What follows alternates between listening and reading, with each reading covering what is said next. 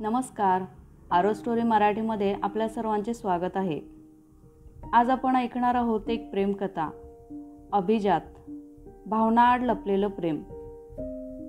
तो सिगारेटचा झुरका मारत स्वतःच्या मोबाईलमध्ये पाहत होता. रूमच्या खिडकीजवळ बसून मग्न अवस्थेत मोबाईलमध्ये काड्या करत बसणं हे त्याच्यासाठी नेहमीचंच. सोबत सिगारेट असल्यास विचारायला नकोच. शेवटच्या 2-3 सिगारेटसोबत वेळ घालवणं कदाचित त्याला आवडायचं. मोबाईलमध्ये काहीतरी हास्यास्पद पाहत असतानाच मोबाईलची रिंग वाजली. अनोळखी नंबरवरून आलेला कॉल पाहून कंटाळवाणे भावमुद्रा देत त्याने तो कॉल उचलला. याच नंबरवरून त्याला याआधी देखील कॉल आलेला होता. हे बघ, मी तुला ओळखत नाही. मला नाही आठवत शाळेत असताना मी कधी तुला पाहिलंय अथवा कधी बोललोय देखील. तुझं नाव देखील मला माहीत नसताना तू वारंवार कॉल का करत आहेस? चिडलेल्या स्वरातच त्याने ती काही म्हणायच्या आत सगळं संपवलं. अरे पण मी तुला लहानपणापासून ओळखते यार. मला खरंच तू खूप आवडतोस. हे बघ भरत, नसेल तुला माझी ओळख तर ओळख करून घेऊया ना. काय हरकत आहे तुझी? माझं पूर्ण ऐकून तर घेत जा तू. ती खूप काळजीने आणि पोटतिडकीने सांगत होती. हे बघ, मला काहीच माहीत नाही आणि मला नाही आवडत या गोष्टी. कृपा करून मला परत कॉल नको करू. एवढं बोलून त्याने कॉल ठेवलाही. बाजूला बसलेल्या त्याच्या रूममेटने राहवलं नाही म्हणून हटकलंच. काय गुरु, तिचाच कॉल होता वाटतं.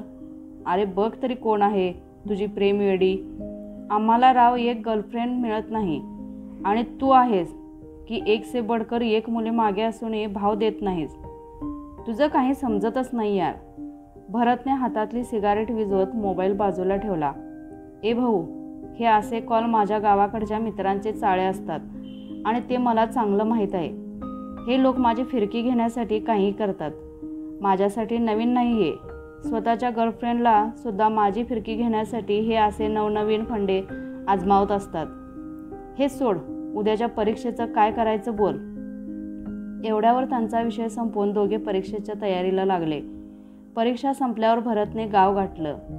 आईवडिलांची भेट घेतो न घेतो तोच त्याने आपल्या मित्रांच्या मोबाईल शॉपीवर आपला मोर्चा वळवला. दुकानासमोर त्याने गाडी लावताच मित्रपरिवाराने मोठ्या आतुरतेने त्याचं स्वागत केलं. त्याचे नेहमीचेच गावाकडचे मित्र सुनील आणि राहुल. आ गया मेरा भाई, मेरी जान, मेरा जिगर म्हणत मित्राने भरतची गळाभेट घेतली. क्या गुरु, कैसा है? राहुलने विचारलं. हरामी, मी ठीक आहे, पण तुझी गर्लफ्रेंड सुधारू देत नाही ना. राहुलने डोळे मिचकावत त्याला उत्तर दिलं. गुरु, तुझ्यापासून कधी काही लपले का? शेवटी तू फसला नाहीसच. रिलॅक्स मेरे भाई, मजाक केला होता.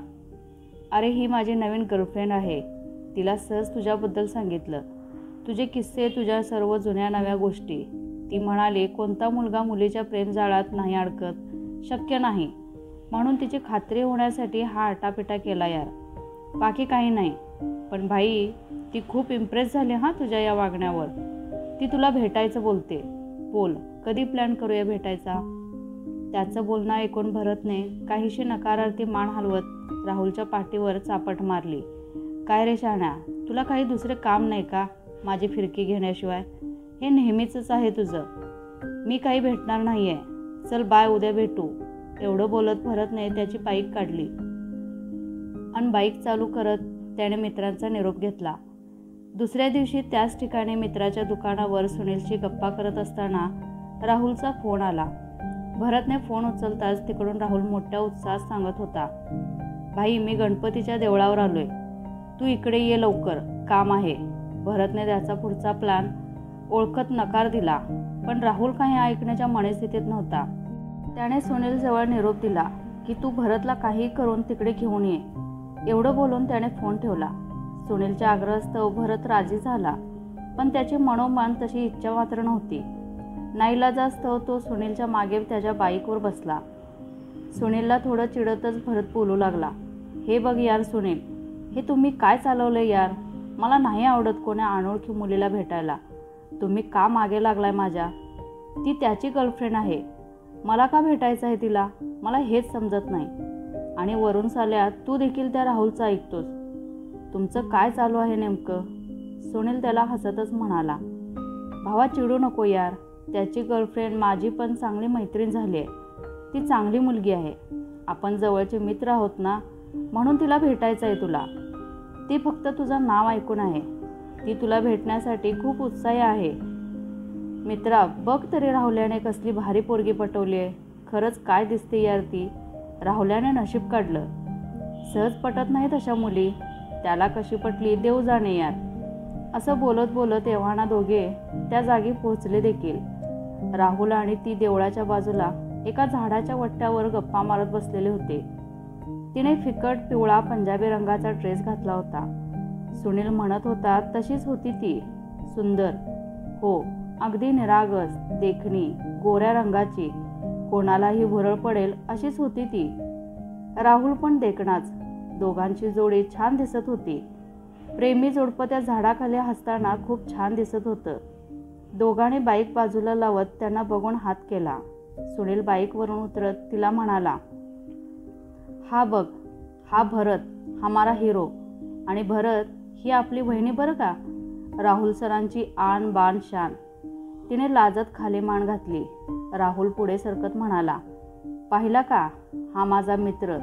तुला पाहायचं होतं ना याला. बघ आता आहे ना, मी म्हटलं होतं अगदी तसाच. तिने स्मित हास्य करत भरतची माफी मागितली. माफ करा, मी तुमची फोनवर थट्टा केली.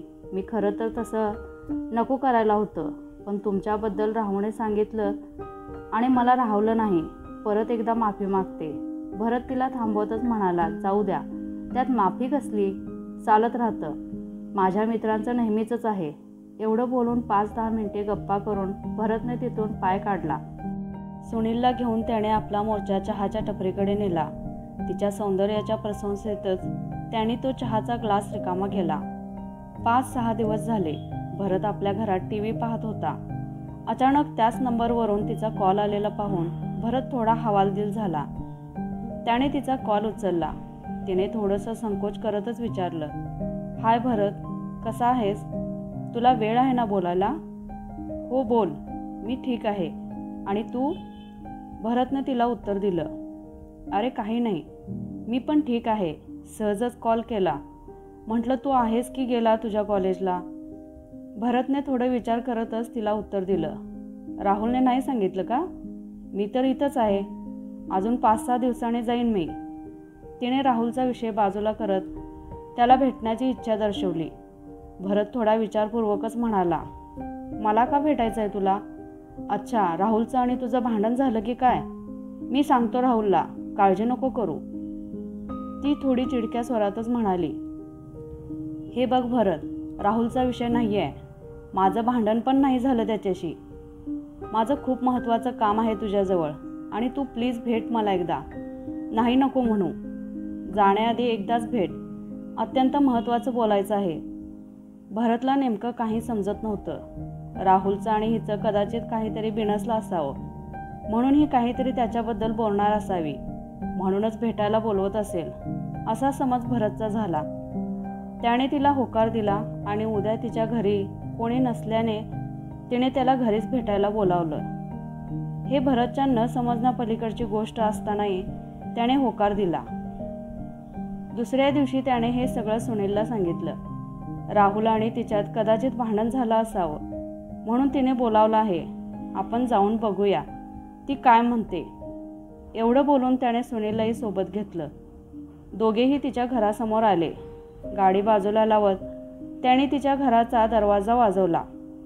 तिने खूप उत्साहात दरवाजा उघडला, पण सोबत सुनीलला पाहून थोडीशी निराशा तिच्या चेहऱ्यावर जाणवली.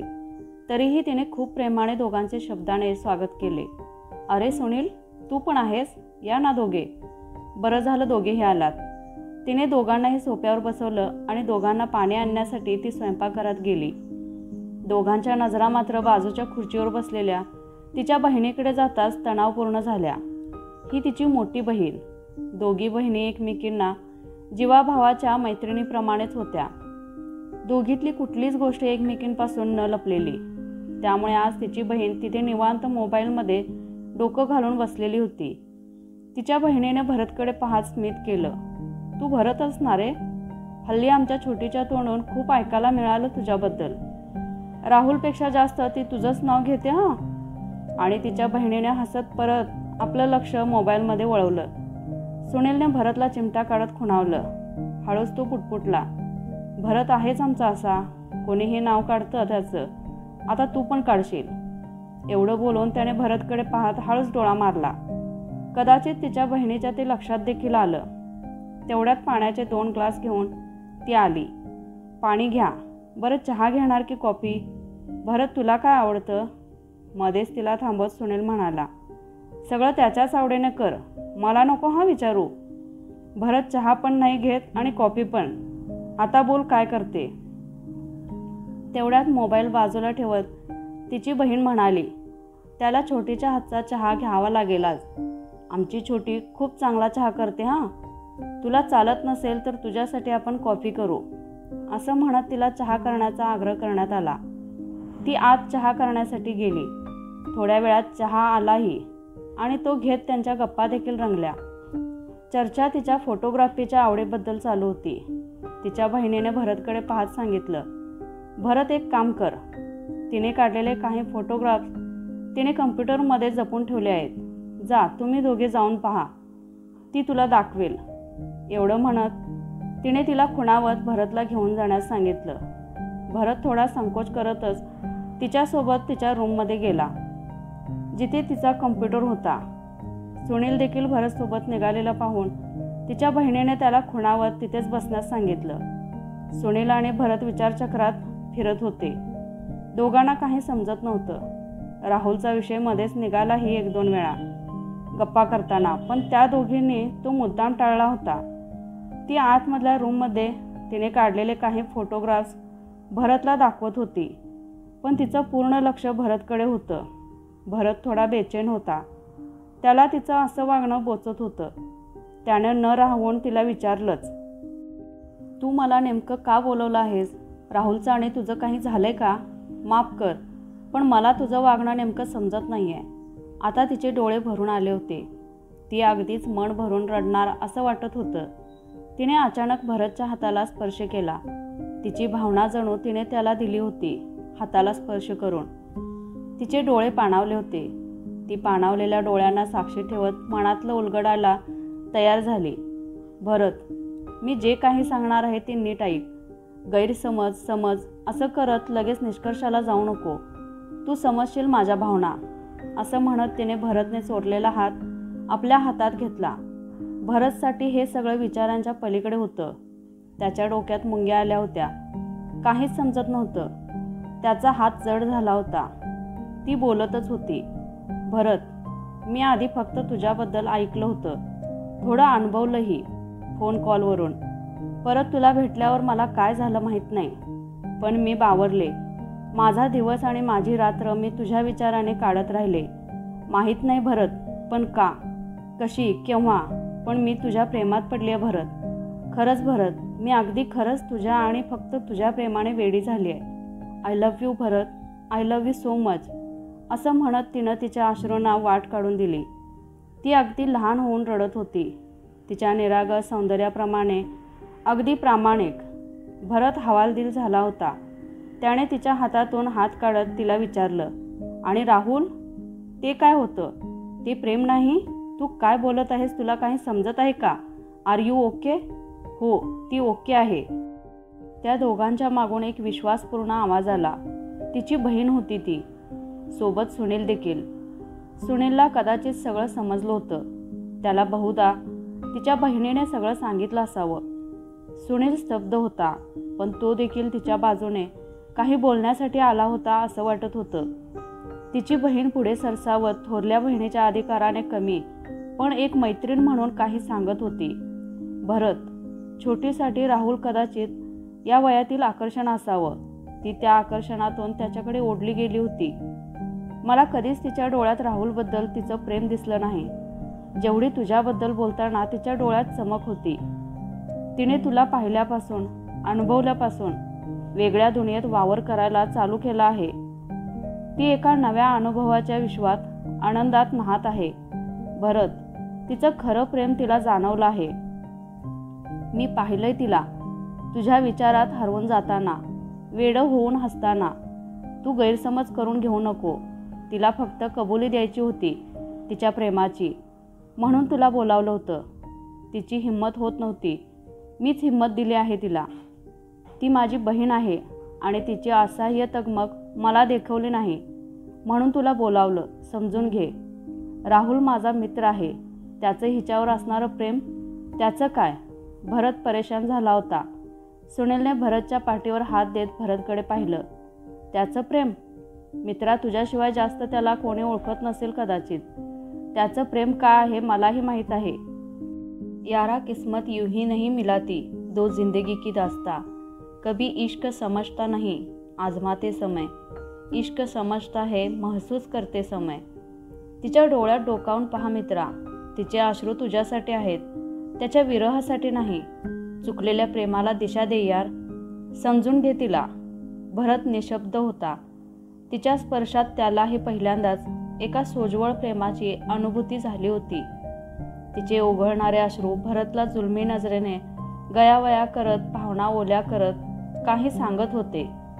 भरतने तिच्या झुकलेल्या केविलवाण्या नजरेकडे पाहत तिला जाताना एक निरोप पोहोचवला होता. तो निरोप तिने हेरला होता, कारण तिच्या प्रेमाला भरतच्या भावनेची भाषा काही क्षणाच्या स्पर्शगंधाने अभिजातपणे द्यायला वेळ लागला नव्हता. तिने अश्रू पुसत त्याला तिच्या घराच्या उंबरठ्यावरून निरोप दिला. तिला प्रेमाची कबुली देऊन खूप हलकंसं वाटत होतं. काय मग, कशी वाटली आजची कथा? कथा आवडली असेल तर लाईक, शेअर आणि कमेंट करा आणि अशाच कथा ऐकण्यासाठी चॅनेलला सबस्क्राईब करा.